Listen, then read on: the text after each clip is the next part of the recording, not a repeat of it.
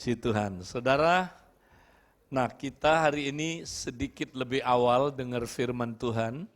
Ya, karena saya sudah bicara sama pemimpin, saya minta dimengerti karena saudaraku, ya saya harus langsung berangkat ke airport karena flight yang saya dapat hanya saudaraku jam 2.30. Ya, ini satu-satunya flight yang bisa di catch karena ada perubahan acara ya CMN China, ya pria sejati China. Jadi saya mohon dimengerti untuk kita dengar firman lebih awal. Nanti perjamuannya, pengumuman dan yang lain-lain sesudah ini. Saudara boleh mengerti? Ya, saya mohon maaf. Nah, saudara, kita mau dengar dulu firman Tuhan, melanjutkan apa yang kita sudah dapat ya minggu lalu. Ingat saudara, ya minggu lalu kita saudara sudah diarahkan visi atau fokus tahun ini saudara.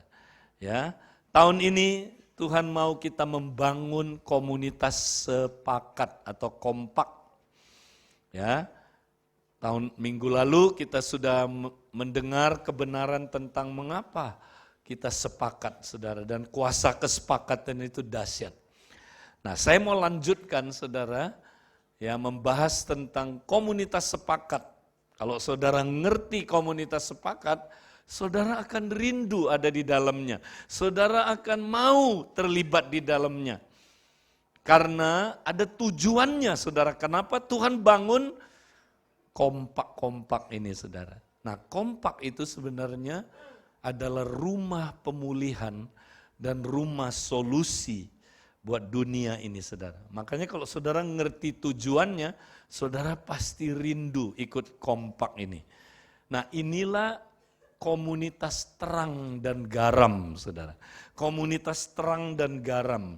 Saudaraku, terang dan garam itu waktu Yesus ngomong, kamulah terang dunia, kamulah garam dunia. Kamunya itu jamak. Dia tidak ngomong sama satu orang, dia ngomong sama komsel. Saudara mengerti? Sama 12 muridnya. Nah, banyak orang nggak ngerti, pikir ini pribadi. Bukan saudara, ini Tuhan ngomong sama komunitas. Yaitu sama komsel-komsel, kompak-kompak. Nah, mari kita lihat saudara, apa artinya terang dan garam. Saudara, kita seringkali udah dengar terlalu banyak teaching tentang terang dan garam, sampai udah nggak bermakna. Ya, karena saya temukan saudara pengajaran tentang terang dan garam seringkali di luar konteksnya yang dibahas. Padahal bukan itu maksudnya. Nah, hari ini saya mau mempertajam apa artinya kamulah terang, kamulah garam. Nah, waktu Tuhan bilang kamulah terang, dia nggak bilang kamu harus jadi terang. Dia nggak bilang kamu harus jadi garam. Kamu adalah terang, kamu adalah garam. Artinya kita sudah garam, kita sudah terang. Begitu kita lahir baru, kita sudah terang dan garam. Cuman problemnya kita nggak berfungsi. Saudara mengerti? Kita garam tapi ditaruh di plastik. Yang pengaruhnya nggak bisa dirasakan, itu dia problemnya. Tapi garam, saudara ngerti ya? Kita udah terang tapi ditutup pakai gantang. Ngerti saudara? Makanya saudara kita nggak berfungsi, itu problemnya. Kenapa kita nggak berfungsi? Karena kita nggak tahu apa itu terang, nggak tahu apa itu garam, nggak tahu. Nggak pernah ada yang kasih tahu kita, saudara. Apa artinya jadi terang, jadi garam itu apa? Ya, nah kita mau lihat saudara. Kalau dalam bahasa Indonesia agak kurang tajam saudara. Kamulah terang dunia, kamulah garam dunia. Sama aja dunia. Kalau bahasa Inggrisnya beda.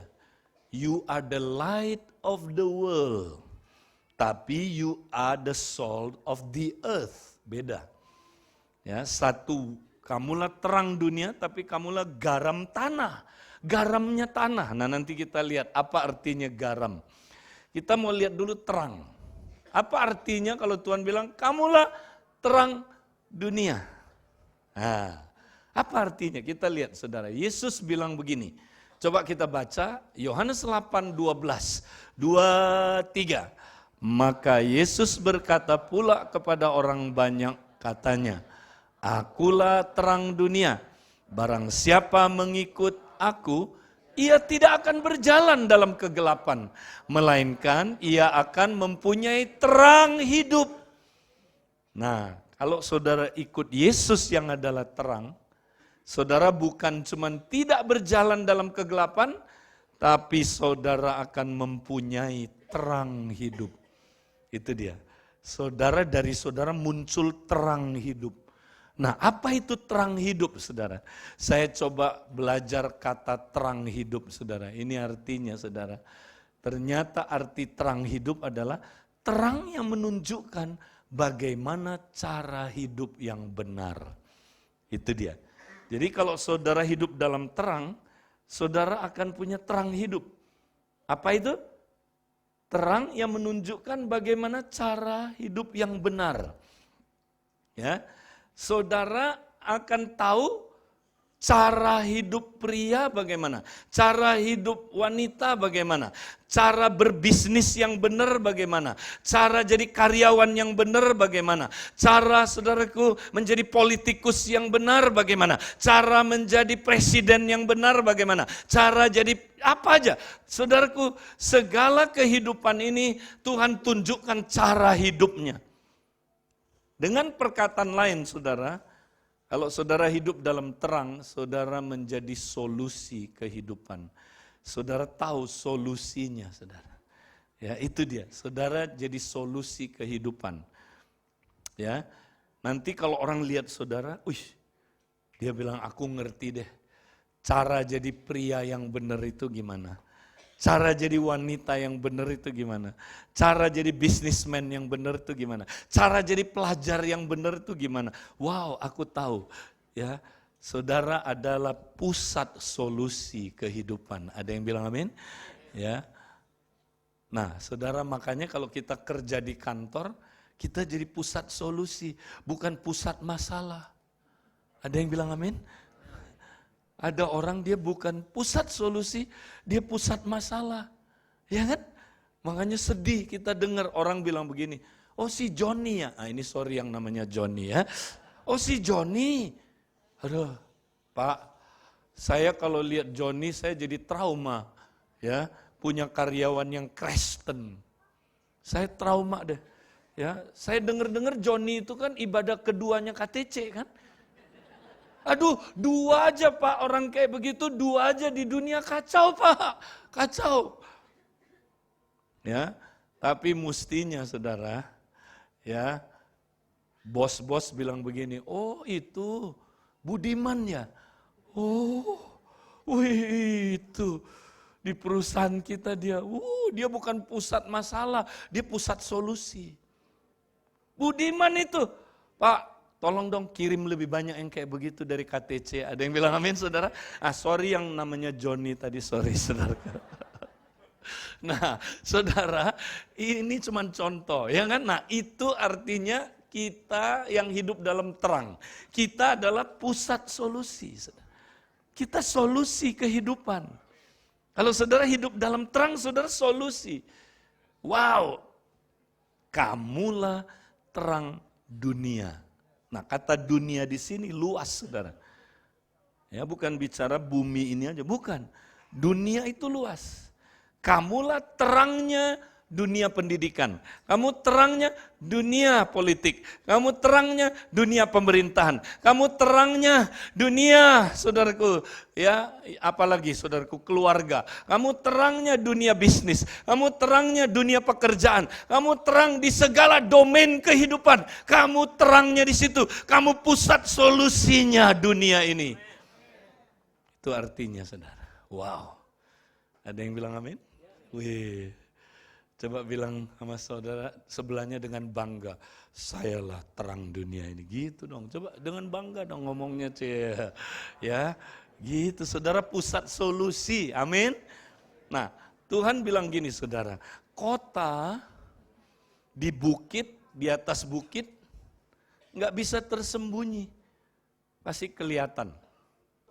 Nah bayangin saudara, kalau dunia gelap semua. Jadi ini ilustrasinya, ini Yesaya 2 sebenarnya saudara. Ya, Nanti rumah Tuhan dibangun di atas gunung Tuhan, gelap semua. Saudara, dunia ini gelap. Saudara setuju dunia gelap? Nah, kalau dunia gelap, yang terang hanya yang di atas bukit itu, kota itu, itulah terang. Ya, itulah terang itu, saudara. Terang itu kota. Kota itu bukan pribadi, kota itu kumpulan rumah-rumah, komunitas-komunitas, komsel-komsel, kompak-kompak, itulah terangnya. Bukan pribadi, bukan. Ya, saudaraku, itu kompak dan komsel. Ya, rumah Tuhan nanti jadi terang, saudara. Dunia gelap. Nah, kalau ada terang di atas bukit, kira-kira kalau dunia gelap, dunia bikin apa? Mereka berduyun-duyun datang kepada terang yang terbit atas engkau. Makanya katanya bangsa-bangsa mengalir ke rumah Tuhan. Karena rumah Tuhan jadi terang. Saudara ngerti? Itu pusat solusi. Dunia nggak ada solusinya. Dunia bingung jadi pria itu gimana ya. Nah, solusinya ada di rumah Tuhan. Ada yang bilang amin, saudaraku? Dunia bingung, bisnis yang benar itu gimana? Oh, nanti mereka lihat, oh di rumah Tuhan ada jawabannya, saudaraku ya. Oh, jadi wanita itu gimana ya? Mendidik anak itu gimana ya? Nggak ada solusinya. Nanti mereka lihat, oh itu ada solusinya, saudaraku. Karena kita adalah terang, terang kehidupan. Amin. Mereka cari itu. Makanya mau menangkan jiwa gampang. Jadi terang aja. Nanti datang. Jiwa-jiwa itu datang. Kayak ini saudara, kalau lampu nyala, laron kumpul. Amin saudara. Haleluya. Ya, pernah lihat nelayan tangkap ikan, pasang petroma, kumpul semua ikannya. Haleluya saudaraku. Ya, jadi kalau kita mau menangkan jiwa, bangun kompak-kompak yang adalah terang. Ada yang bilang amin saudara? Datang deh jiwa-jiwa. Ya, itu saudara, terang artinya. Nah, sekarang garam. Apa artinya garam? Oke. Nah, saya suka nanya orang, saudara. Pak, garam artinya apa? Coba, garam artinya apa? Pasti jawabnya ini, penyedap makanan. Iya, itu paling umum, ya kan? Garam itu, Pak, bikin makanan jadi lezat. Di mana ayatnya? Ngomong jangan nggak pakai ayat. Di mana ayatnya? Tidak ada ayatnya bilang begini, kamulah garam makanan. Coba cari. You are the salt of the food. Enggak ada. Yang ada you are the salt of the earth. Kamulah garamnya tanah. Tanah, kamu garamnya tanah. Oke? Nah, tapi sebelumnya kita mau bahas dulu saudara. Ya, Yesus mengungkapkan dalam Lukas 14 ayat 25 sampai 35. Nah, dia bilang gini saudara, coba kita baca. Garam itu memang baik di ayat 34 sampai 35. Tetapi jika garam juga menjadi tawar, dengan apakah dia diasinkan? Oke? Kalau garam tawar, dengan apa dia diasinkan? Nah, pertanyaannya gini saudara. Apakah garam bisa jadi tawar? Nah, saudara, orang-orang saintis, apalagi yang sombong-sombong suka ngenyek. Ya, mereka bilang ini firman Tuhan gak saintis. Kenapa? Garam gak mungkin tawar. Gak mungkin. Karena menurut ilmu kimia, garam adalah saudaraku zat yang paling stabil molekulnya. NaCl itu begitu stabil sampai dia nggak bisa sembarangan terurai. Makanya garam nggak mungkin tawar. Ini kayaknya firman Tuhan bohong nih. Nah, sombong, kritik-kritik Tuhan. Ya, sombong, pengetahuan membesarkan diri. Ya, saudara tunggu dulu. Maksudnya apa? Memang saudara, NaCl itu tidak bisa kehilangan rasa asinnya. Nggak bisa, itu benar. Itu benar. Tapi kenapa Tuhan bilang ada garam yang tawar, ya kan? Nah, kita mesti ngerti dulu saudara. Garamnya zaman Tuhan Yesus, ini dia saudara. Diambilnya tahu nggak di mana? Di Laut Mati, ada yang pernah ke Laut Mati ini dia. Ya, diambilnya dari Laut Mati. Nah, garam zaman itu saudara enggak murni. Nih, walaupun putih, ini enggak murni saudara. Ini kecampur ada mineral-mineral yang mirip garam tapi enggak asin. Oke? ada zat-zat lain kecampur situ, sedikit lumpur, tanah liat, mungkin ada batu-batuan jenis apa ya kan saudara, ya ada di situ semua saudara, enggak murni. Nah garamnya cuma berapa persen, tapi kalau dijilat asin kalau ada garamnya, saudara ngerti ya, itu yang dipakai masak, itu yang dipakai buat saudaraku macam-macam keperluan garam waktu zaman itu.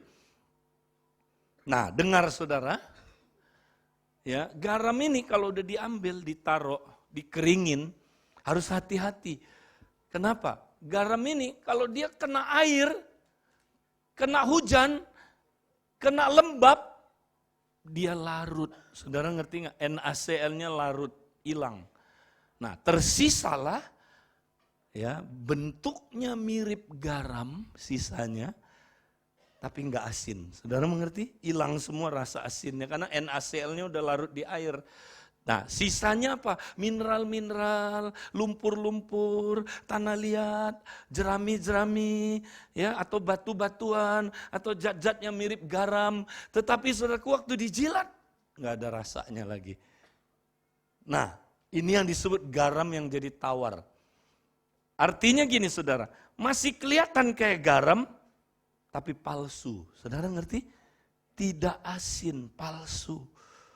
Nah garam yang kayak begini saudara, nggak ada gunanya. Karena dijilat nggak asin, dibuanglah ke jalan. Artinya gini saudara, zaman itu orang bikin jalan pakai bahan ini. Sisa-sisa garam yang udah nggak asin ditaruh di jalan, ya dipadetin supaya diinjek-injek. Akhirnya dia diinjek-injek katanya ya kan. Garam yang nggak asin diinjek-injek, ini maksudnya. Garam palsu ini, saudaraku, garam palsu itu nggak asin lagi, saudaraku. Udah nggak asin. Nah, jadi yang Tuhan mau ngomong apa, saudara? Ada orang kelihatannya dia murid, kelihatannya kayak murid, tapi dia bukan murid sejati, murid palsu. Nah, apa tandanya? Jilat aja. Asin nggak? Coba jilat sebelah, saudara. Asin nggak? Ada orang dijilat bukan asin, pahit. Kepahitan terus hidupnya, saudaraku. Itu garam yang tidak tidak asin, saudaraku, malah pahit. Nah ini namanya murid palsu. Kelihatannya kayak murid tapi bukan murid. Kelihatannya Kristen tapi Kristen. Nah beda Kristen sama Kristen, oke? Ya, Kristen palsu intinya, saudara. Murid palsu. Ya, dia bukan garam tapi garam palsu. Dia bukan gandum tapi dia lalang. Dia bukan saudaraku, saudara, domba tapi kambing. Saudara-saudara itu dia. Nanti ada hari pemisahan. Ya, kambing dan domba, lalang dan gandum, garam palsu dan garam asli, saudara. Tanya sama sebelah kamu, asin gak? Nah, saudara, asin gak, saudara? Itu dia. Nah, sekarang kita lanjutin dulu. Nah, sekarang kalau garam yang asin itu sejati, betul? Kalau garam sejati apa kegunaannya? Nah, sekarang kita belajar. Ya, kegunaan garam bukan untuk makanan, bukan. Ya, jadi tafsir Alkitab nggak boleh sembarangan, saudara. Kita suka kreatif banget bahas garam dari mana ke mana sampai ke ini, saudaraku, sampai ke angkasa luar. Enggak, harus dalam konteksnya. Di seluruh Alkitab hanya ada satu ayat tentang garam dikaitin sama makanan. Satu ayat aja. Yang lainnya enggak berkaitan sama makanan. Jadi yang dimaksud sini bukan garam makanan, bukan. Lihat, garam itu kalau udah enggak asin, tidak ada lagi gunanya baik untuk, nah ini gunanya garam, untuk ladang maupun untuk pupuk. Dan orang yang membuangnya saja, siapa mempunyai telinga untuk mendengar, hendaklah dia mendengar. Dengar ini saudara. Saudara punya telinga, dengar ini. Kalau enggak nanti saudara enggak sadar, udah jadi garam palsu masih enggak sadar. Dengar saudaraku, ini ya. Kita kalau garam asli kita berguna untuk ladang maupun pupuk. Itu dua gunanya. Ladang maupun pupuk. Enggak ada makanan kan di sini kan? Nggak ada, kok saudara kreatif banget bahas garam. Cuman dua ini kegunaannya, ladang atau pupuk. Nah kita lihat satu-satu, ladang dulu. Lihat sebelah kiri, itu gambar apa saudara? Hah? Itu gambar garam ditaruh di ladang, betul? Ya, nah apa kaitannya garam sama ladang? Gini saudara, zaman dulu kalau satu kerajaan perang sama kerajaan lain, garam itu senjatanya. Saudara ngerti nggak? Pernah dengar nggak? Ini belum pernah dengar ya. Senjatanya garam. Ya, kenapa? Nah, abad keempat sebelum Masehi, kerajaan Romawi mengalahkan kerajaan Kartago di Afrika Utara. Setelah dikalahkan saudara kerajaan Kartago, dikirimlah garam, aneh. Ya, dikirim garam di ketapel. Nah ini ketapelnya. Ini ketapel garam ini sudah. Cuman saya nggak punya gambar yang mendekati ini, ya mendekati ini gambar karikaturnya. Di ketapel, ini misalnya musuh di sana ya, kotanya dan ladang-ladangnya, di ketapel garam. Ditutupin ladangnya sama garam. Kotanya ditutup sama garam. Nah ini nggak pernah dengar kan saudara? Ada ayatnya Pak ini? Ada, kita lihat ayatnya saudara. Sehari-harian itu Abimelek berperang melawan kota itu. Ia merebut kota itu dan membunuh orang-orang yang di dalamnya. Kemudian dirobohkannya kota itu dan ditaburinya dengan garam. Aneh ya, satu kerajaan kalau kalahin kerajaan lain, setelah kalah ditaburin ladangnya dan kota itu dengan garam. Kenapa? Ada yang tahu? Kalau ladang dikasih garam, ladang kan pusat penghasilan, pusat apa saudara? Pusat makanan, betul? Tempat. Kalau garam ditaruh di ladang, mati nggak ladangnya? Mati. Musuhnya makan nggak? Nggak makan. Karena tanahnya mati. Tanah itu ladang kalau kena garam, produktivitasnya habis. Produktivitasnya dibunuh sama garam itu. Saudara mengerti? Nah saudara dalam peperangan rohani, haleluya, Tuhan kirim saudara, saudara diutus oleh Tuhan dalam peperangan rohani. Karena apa saudaraku? Ya kerajaan Allah sedang berperang melawan kerajaan kegelapan, yang diutus adalah garam-garamnya. Saudara diutus ke kerajaan kegelapan. Saudara diutus ke sana untuk apa? Untuk menghancurkan produktivitas kerajaan kegelapan. Menghancurkan pekerjaan-pekerjaan kegelapan. Anak Allah datang untuk membinasakan perbuatan-perbuatan setan. Perbuatan-perbuatan iblis. Perbuatan setan apa saudara? Ya, bikin sakit, bikin dosa, bikin penyakit, bikin kekacauan, bikin saudaraku macam-macam hal, bikin orang terikat dengan narkoba, bikin orang saudaraku jadi jahat, bikin orang saudaraku korupsi, itu pekerjaan setan. Nah Tuhan utus garam untuk menghancurkan pekerjaan-pekerjaan kuasa gelap, supaya pekerjaan kuasa gelap tidak lagi produktif. Ada yang bilang amin? Itu tugas saudara. Saudara diutus ke sana. Makanya setan takut kali sama saudara. Yang kedua, garam itu saudara fungsinya adalah tanda kutuk. Jadi kota itu kalau ditaburi garam saudara, artinya kota itu terkutuk. Dengar, ketika Allah memusnahkan Sodom dan Gomora yang jahat saudara, Allah menghukum Sodom dan Gomora yang jahat, dia kirim garam. Karena garam tanda kutukan saudara. Makanya istrinya Lot, saudaraku, jadi tiang garam. Saudara mengerti enggak? Itu menurut sejarah, saudara, diduga itu terjadi badai garam, saudara. Badai garam menutupi Sodom dan Gomora. Sehingga orang-orang jahat yang gak mau bertobat, jadi garam semua, saudara. Saudara ngerti enggak? Ditutup jadi tiang garam. Garam adalah tanda kutukan, saudara. Kutukan. Nah, sekali lagi, musuh kerajaan Allah bukan manusia. Saudara setuju? Musuh kerajaan Allah bukan negara lain. Musuh kerajaan Allah bukan pemerintah. Musuh kerajaan Allah bukan partai oposisi. Nah, ini mulai dalam, amin.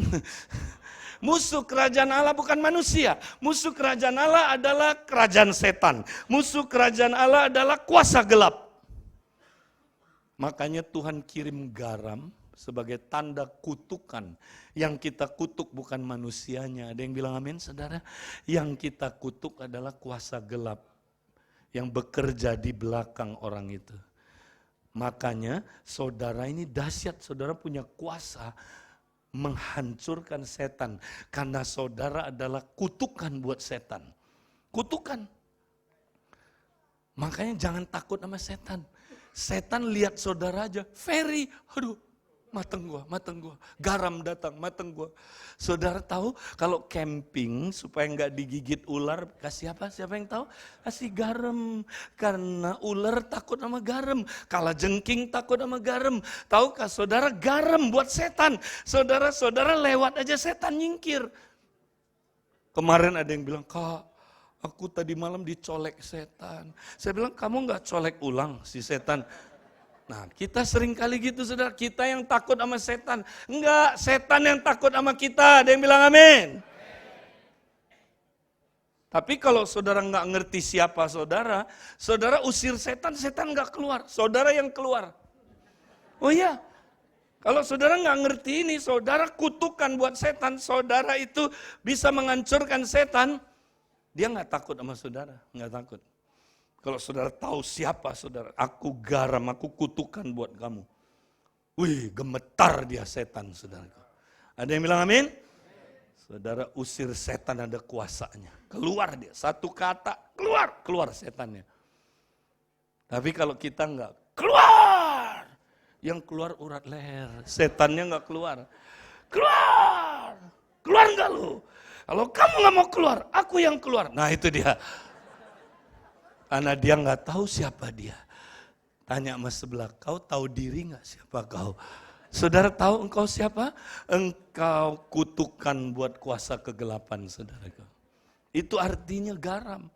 Saudara punya kuasa mengalahkan setan. Kau harus tahu siapa dirimu, saudara. Ini dahsyat kalau saudara tahu. Nah itulah artinya kamu jadi garam buat ladang. Buat apa? Buat ladang, ya, tanah, ya, buat tanah, ladang. Nah, yang kedua, saudara, apa katanya, saudara? Ya, garam yang asin berguna buat apa? Pupuk. Pupuk. Nah, bahasa Indonesia saya suka, pupuk. Bahasa Inggrisnya tahu apa? Bukan pupuk, saudara, pupu. Oh, nggak ngerti juga, oke. Bahasa Inggrisnya dunghill. Tahu dunghill? Bahasa anak-anaknya Nah, itu dia, saudara. Ya, kamu lah, itu anak-anak tahu persis. Kita suka nggak tahu, ya kan? Anak kecil tahu loh, saudara. Kotoran. Nah, bahasa Inggrisnya pupu. Kalau kita pupuk, bahasa Inggrisnya pupu. Kotoran, itu dia. Ya, apa kaitannya garam sama kotoran? Apa kaitannya?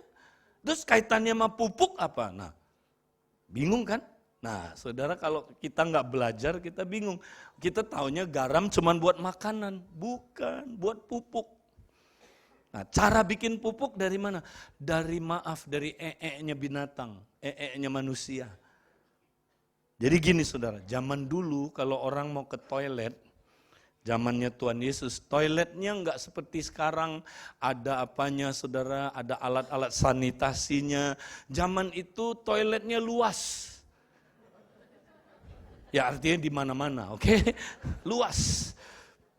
Nah saya pernah saudaraku di atas gunungnya Pulau Samosir. Saya lagi penginjilan itu saudara, di sana lagi pelayanan. Nah saya sakit perut. Saya bilang, Pak, tolong dong Pak, tunjukin WC-nya di mana. Terus dia bilang, iya Pak, silakan. Hah, silakan, saya bilang. Loh, di mana Pak? Ya di mana-mana Pak Edi. Di sini toiletnya luas berhektar-hektar katanya. Maksudnya di mana Pak? Ya terserah Bapak, pilih aja. Ya pilih tempat yang aman, damai, sejahtera, di bawah pohon kayak di mana kayak. Oh ya udah, saya udah ngerti. Sebelum saya pergi dikasih kayu, saudara. Pak, pegang ini Pak. Loh, saya bilang buat apa tongkat ini? Nanti Bapak tahu katanya. Loh. Lalu saya pilih tempat yang damai, aman, sejahtera, saudaraku. Saya mengerjakan number 2. Ya. Nah, waktu saya sedang buang air besar, tiba-tiba saya dengar suara dari belakang saya. Saya lihat babi.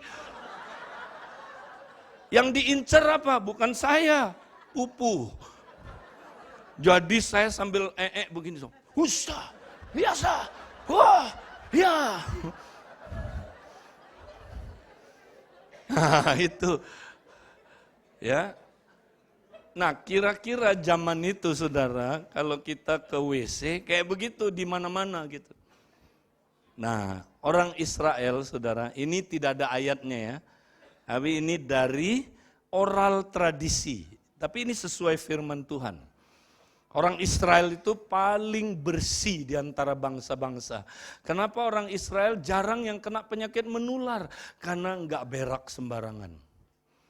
Nah bangsa-bangsa lain berak sembarangan ya muntaber semua saudaraku. Dan waktu itu belum ada oralit.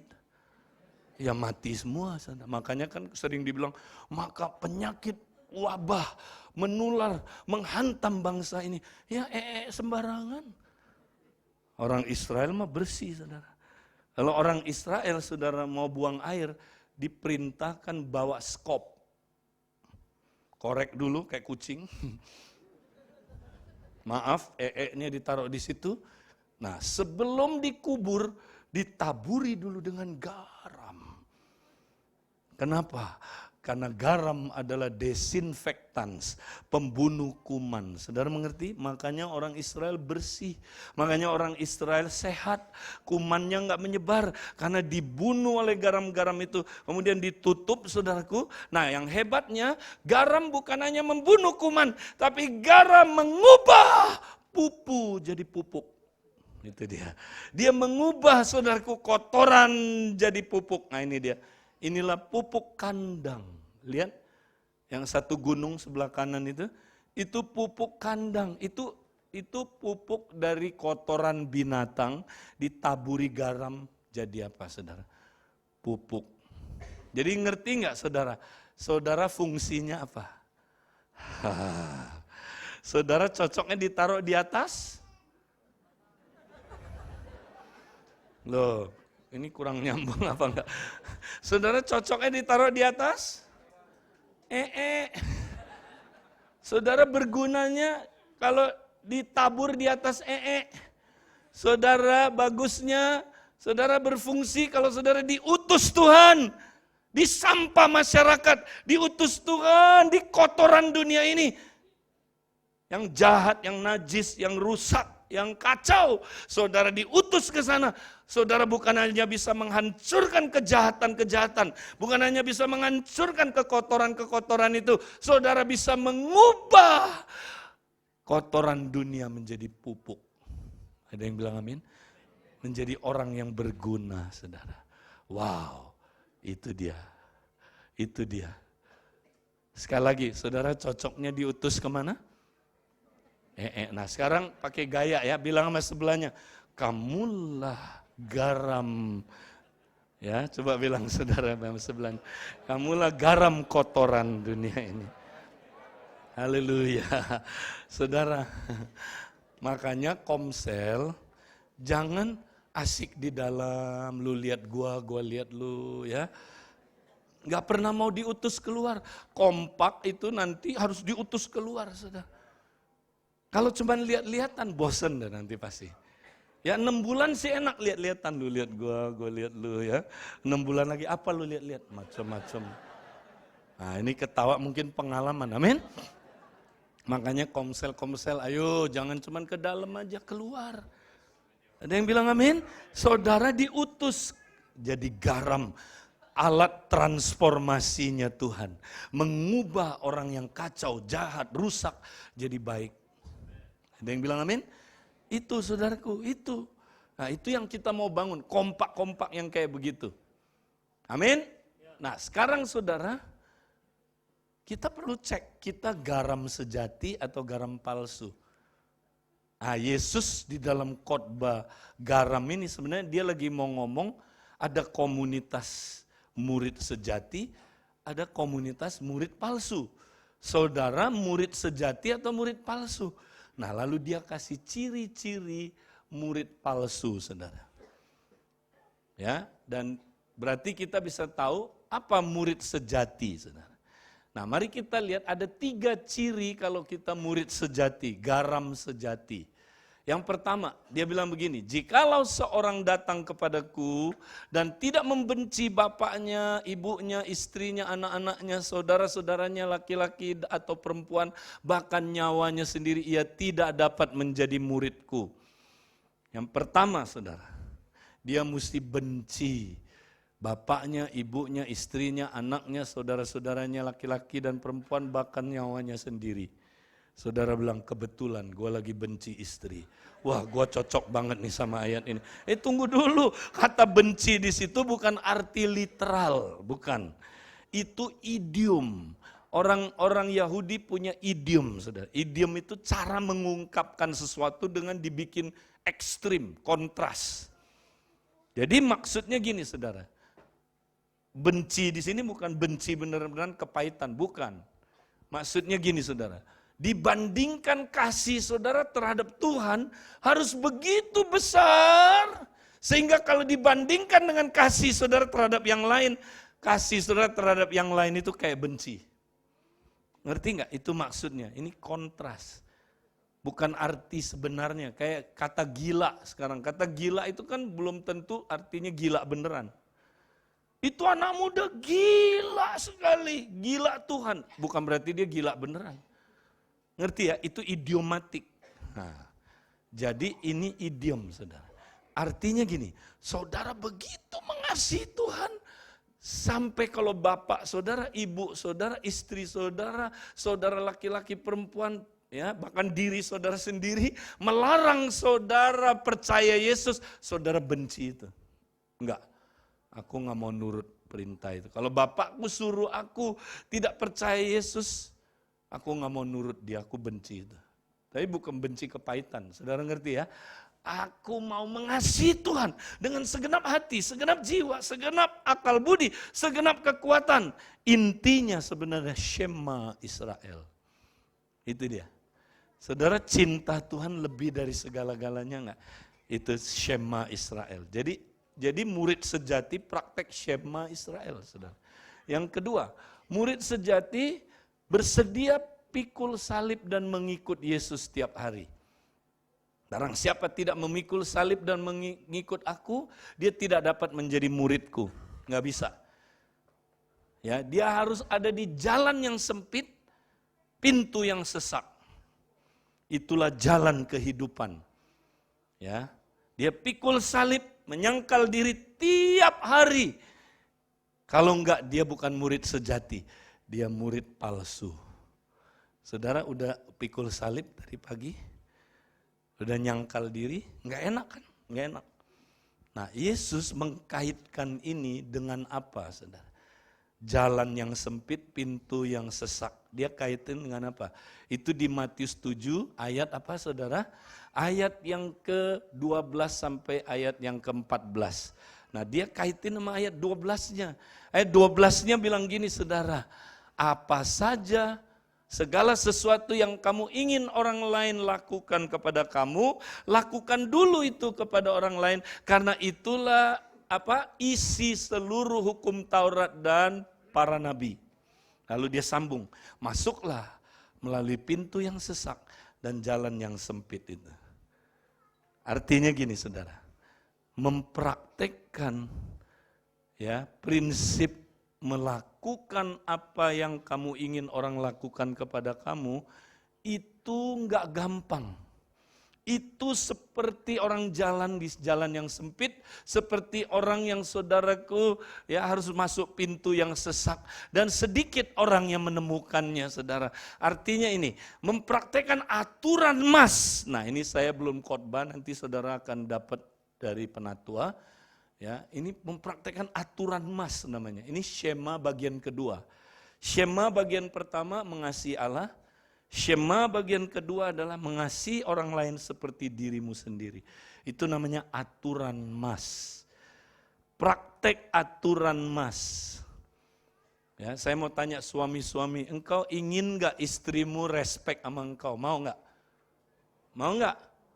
Nah, menurut aturan mas apa? Engkau respect dulu. Ya, suami-suami mau gak istrinya, saudaraku, ya betul-betul kalau salah ngaku dosa? Mau gak? Banyak sebab saya dengar suami ya ngaku sama saya bilang, Kak, istriku itu sekali juga gak pernah ngaku salah. Saya udah berkali-kali, Kak. Saya pengen tanya, suami pengen gak istri kalau salah ngaku salah? Hah? Pengen? Nah, menurut aturan mas gimana? Kamu dulu ngaku salah. Ya, wah aku udah ngaku salah, Kak. Tapi kok dia gak ngaku-ngaku ya? Kamu berapa lama udah? Ya saya udah lama lakukannya. Kok dia gak balas-balas ya? Nah itu dia. Ini bukan hukum tabur tuai, bukan. Saudara harus melakukannya dengan tulus. Saya mengasihi dia, ya. Saya mempraktekkan kasih yang tak bersyarat, kasih yang tak berekspektasi. Saya nggak minta balasannya, karena ini bukan hukum tabur tuai, bukan. Saya mau mengasihi dia meskipun dia tidak mengasihi saya. Saya mau tetap ngaku dosa meskipun dia tidak ngaku dosa. Saya mau respect sama dia sekalipun dia tidak respect sama saya. Saya nggak minta balasannya. Karena begitu minta balasan itu bukan kasih Allah lagi, itu kasih manusiawi. Nah, praktek ini sulit apa enggak? Pengen tanya, sulit apa enggak? Sulit. Nah, itulah jalan yang sempit, itulah pintu yang sesak, itulah jalan kehidupan. Enggak banyak orang nanti menemukannya, saudara. Ya, tapi ada berkatnya, nanti kita lihat, saudara. Nah, sedikit lagi. Nah, yang ketiga, saudara, dia bilang gini, saudara. Ya, demikian pula tiap-tiap orang di antara kamu yang tidak melepaskan dirinya dari segala miliknya, tidak dapat menjadi muridku. Wow. Apa artinya ayat ini, saudara? Bukan berarti gini, saudara. Kita nggak boleh kaya, nggak boleh punya mobil, nggak boleh punya rumah, bukan. Kalau itu artinya, waduh, saya punya rumah loh, saudara. Waduh, saya punya mobil, berarti saya nggak masuk surga dong, ya kan? Wah, kalau gitu gua kasih sama Jali aja deh. Jali, terima Jali, aku takut nggak masuk surga. Jali bilang, jadi gua dong yang nggak masuk surga. Ya udah, Jali kasih ke siapa? Adi bilang, lu kok limpahin ke gua dong yang masuk surga. Jali akhirnya kasih ke siapa lagi di sini? Kasih ke Pak Budiman. Pak Budiman kebetulan yang terakhir. Ya udah, nggak ada lagi yang dia bisa kasih, dia masuk neraka, saudaraku. Bukan itu maksudnya, bukan. Maksudnya kita bukan nggak boleh kaya, nggak boleh punya apa-apa, bukan. Jangan memiliki, itu maksudnya. Tahu, memiliki, saudara jadi hamba. Hambanya Tuhan. Ya, saudara nggak boleh jadi hamba uang, itu maksudnya. Kalau saudara jadi hamba uang, saudara terikat sama uang. Saudara jadi hamba uang, saudaraku, engkau dikuasai uang. Maka saudara nggak bisa jadikan Yesus raja kalau saudara jadikan uang raja, saudara. Karena hanya ada dua raja yang dipertentangkan. Yesus tidak pernah membandingkan dirinya dengan dewa apapun kecuali dengan Mamon. Betul? Dia bilang apa, saudara?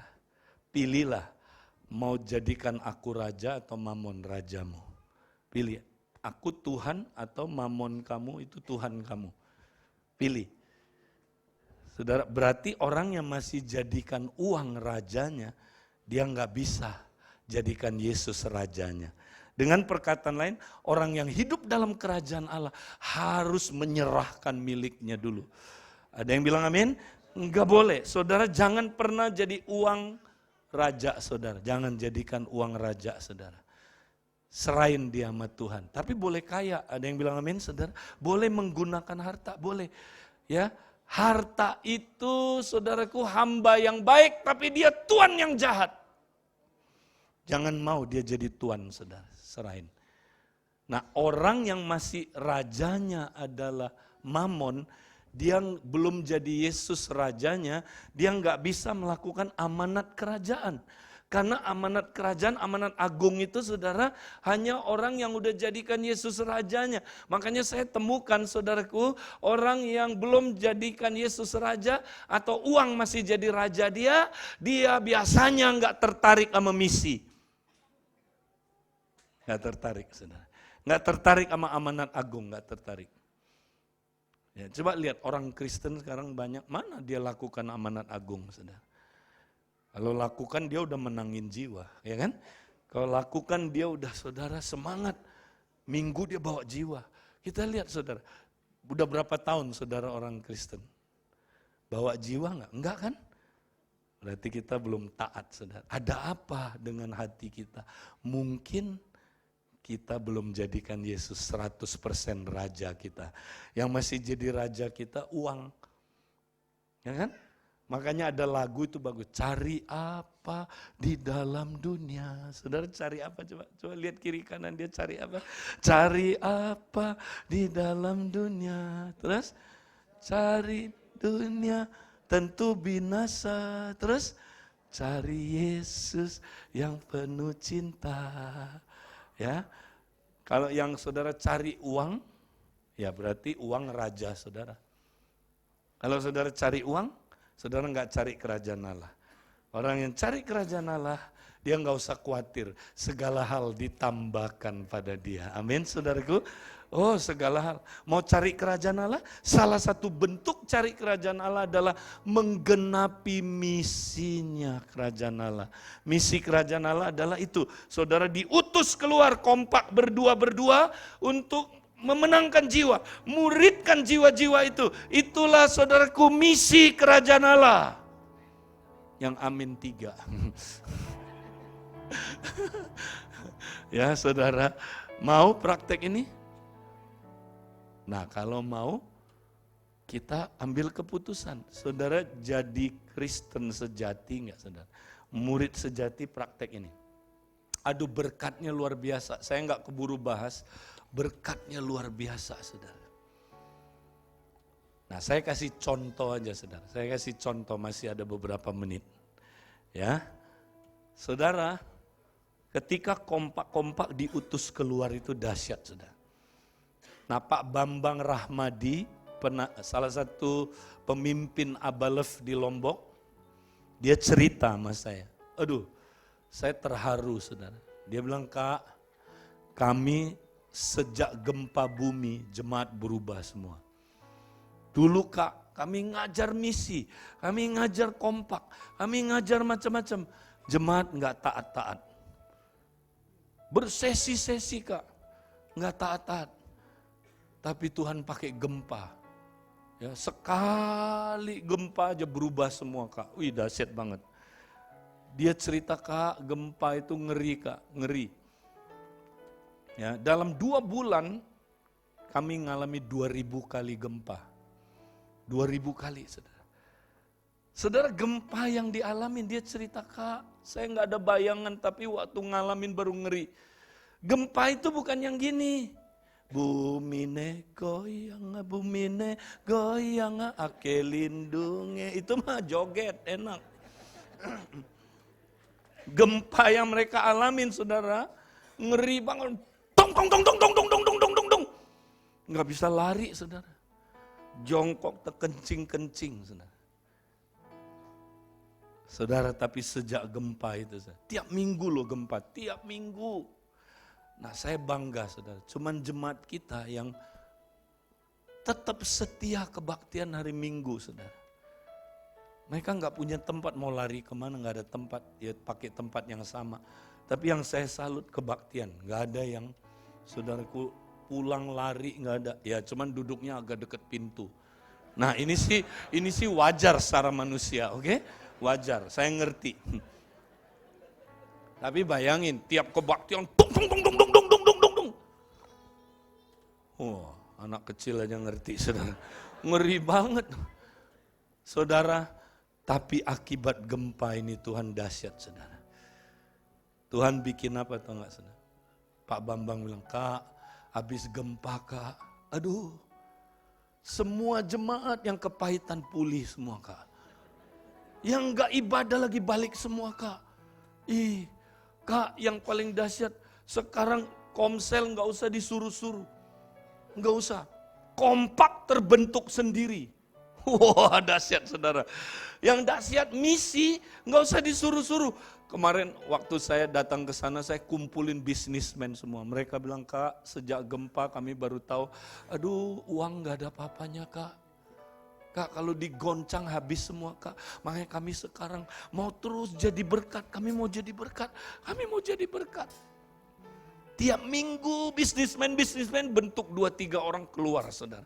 Ngapain saudaraku? Ya, pergi Tuhan bukain pintu 3 desa. 3 desa. 3 desa ini saudara, ya bukan desa Muslim, bukan Kristen. Ya, saya nggak perlu sebut agama lain saudara. Tuhan buka. 3 desa ini saudara, mereka nggak pernah dapat supply waktu habis gempa. Jadi sedih banget, jalannya terputus, nggak ada akses. Mereka kelaparan, mereka nggak punya air bersih. Saudaraku, bisnismen ini pergi saudara. Mulai tiap minggu pergi, berdua, bertiga pergi. Dan satu kali mereka masuk ke satu kampung ini saudara. Nah, kepala kampungnya sekaligus pendetanya. Pendeta agama itu, oke? Pendetanya saudara. Nah, mereka waktu masuk baru tahu istri pendetanya udah bertahun-tahun lumpuh dan kerasukan. Dia udah keliling minta disembuhin oleh dukun-dukun, pergi ke rumah sakit nggak berhasil. Jadi mereka bilang, Pak, mau nggak Bapak kami doain istri Bapak dalam nama Yesus? Ya udah, silakanlah. Saya juga udah putus asa katanya. Oh, mereka ini bisnismen biasa saudara, masuk ke kamarnya. Langsung manifestasi. Mau ngapain kau? Dia bilang, keluar dalam nama Yesus. Enggak mau katanya. Bisnismen ini udah tahu siapa dia kan? Karena habis gempa, amin. Dia udah tahu siapa dirinya. Dia bilang, dalam nama Yesus keluar. Ya, aku keluar. Keluarnya gimana? Katanya, saudara, pakai nanya lagi. Dibuka pintu aja gini. Keluar dalam nama Yesus. Keluar loh saudara. Keluar. Langsung eling. Begitu eling saudara. Diarahin, langsung diperintahin. Jalan dalam nama Yesus. Jalan dia saudara. Ya, saya baru dikirimin kabar, Kak, dia udah bisa lari, Kak. Haleluya. Ya, wow, pendeta ini saudaraku langsung terbuka untuk Tuhan Yesus. Dia bilang, Pak, balik dong Pak, nginep sini Pak. Ada yang tinggal 2 malam, 3 malam seminggu itu ke sana saudara. Ya, saya terima data terus saudara. Ya, kemarin saudara, mereka masuk, air bersih udah masuk, ya mereka kirim makanan dan ngantri, yang didoain ngantri. Satu hari itu bisa puluhan orang ngantri, satu-satu minta didoain.